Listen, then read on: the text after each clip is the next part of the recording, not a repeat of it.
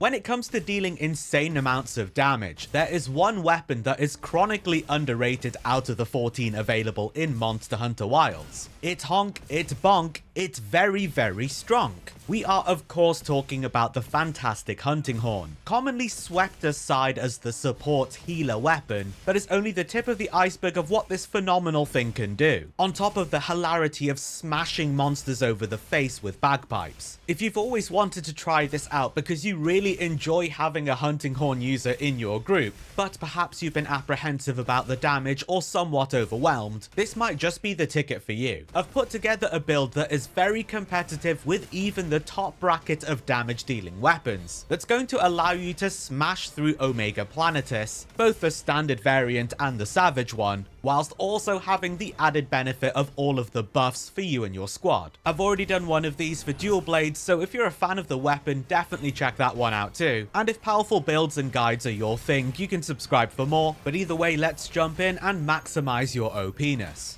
The hooting, tooting, honking, bonking hunting horn of choice is going to be the Lagiacrus one, the Lagia Thunderpeel, boasting very high raw attack damage, neutral affinity, a massive wad of thunder elemental attack, big white sharpness, and your standard 3-2-1 deco slots. The Echo Bubble buff is a defense and elemental resistance up, providing +5 to all elemental resistances and +10% defense, with the equipment skills of Slugger 2 and the Lagiacrus unique Convert Thunder resistance, giving us, in the case of Hunting Horn, 5 thunder elemental attack per thunder resistance, including the extras you get from any food or song buffs. For the decos, I've gone for a Sonorous / attack jewel in the level 3, giving both levels of Horn Maestro +1 attack, and critical jewels in the remaining slots for 3 levels of critical boost. The melodies are such a fantastic supplement to the weapon, enhancing it really nicely and making it such a great option versus Omega. Health recovery small for a small amount of healing, recovery speed small to help speed up the health recovery of the red portion of your HP, elemental attack boost for a 10% increase in your elemental attack,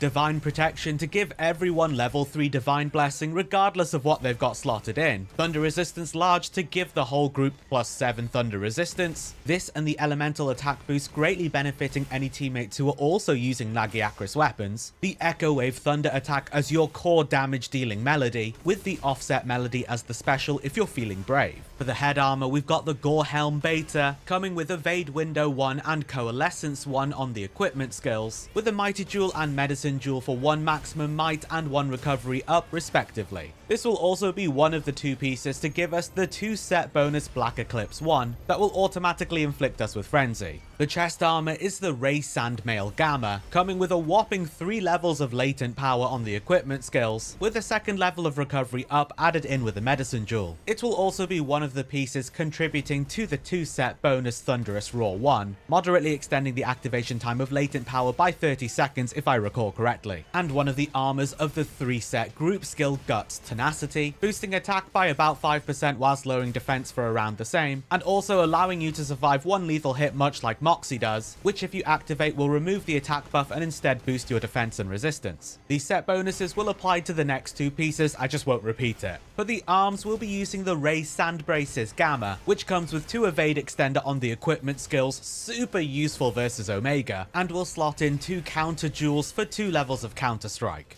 For the waist armor, we'll be using the Ray Sand Coil Gamma, which comes fully loaded with 2 levels of latent power and 2 levels of maximum might on the equipment skills, but has no deco slots as a trade-off. And for the legs armor, we'll be using the Gore Greaves Beta, coming with 1 level of antivirus and flinch free respectively, using the deco slots to round out the counter strike and antivirus with counter and sane jewels. My talisman of choice is one of my God Roll RNG charms, but you could just as easily go for one of the set ones like the Burst 3. Here I've got Razor Sharp 3 and Stun Resistance 3 with all 3 deco slots available, in which I've gone for a 4th critical boost, a self-improvement just for fun, but you could go for Fire Resist or whatever else, and that 3rd recovery up rounding it out nicely. Remember that we've not slotted in any Divine Blessing because we do have a Divine Blessing song. Those are all of the pieces of the puzzle in place. Let's take a look at the entire build and all of the equipment skills that it gives us. Critical Boost 4, Razor Sharp 3, Slugger 2, Horn Maestro 2, Attack Boost 1, Convert Thunder Resistance 1, Latent Power 5, Counter Strike 3, maximum might 3, stun resistance 3, recovery up 3, antivirus 3, evade extended 2, evade window 1, coalescence 1, flinch free 1, and self-improvement 1. We also get the set bonus skills Raydow's Voltage Thunderous Roar 1, Gore Magala's Tyranny Black Eclipse 1, and the group skill Lord Soul Guts Tenacity.